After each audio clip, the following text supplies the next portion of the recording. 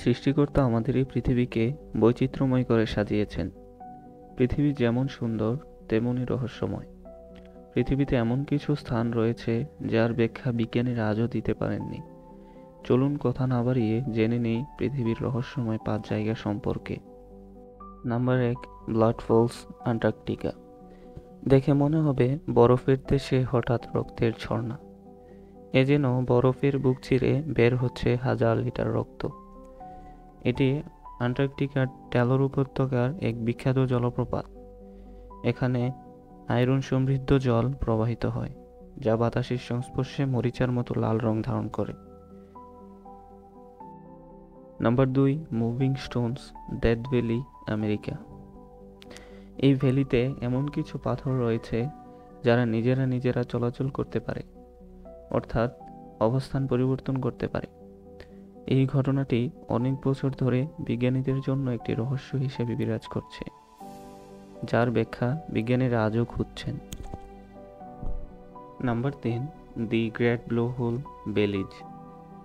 এটিকে বিশ্বের বৃহত্তম সমুদ্র গর্ত হিসেবে বিবেচনা করা হয়। এর আকৃতি বৃত্তাকার, যার ব্যাসার্ধ 300 মিটার।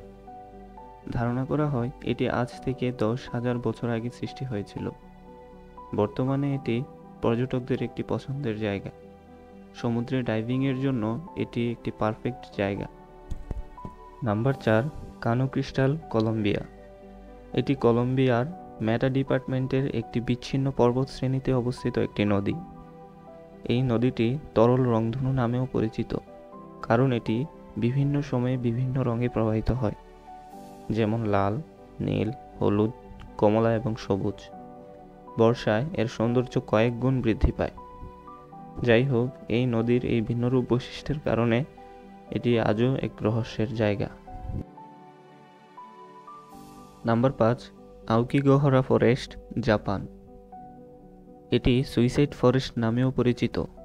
কিছু অদ্ভুত পাথর ও কোনো প্রাণীর অস্তিত্ব না থাকায় এটি পর্যটকদের আগ্রহের কেন্দ্রবিন্দু।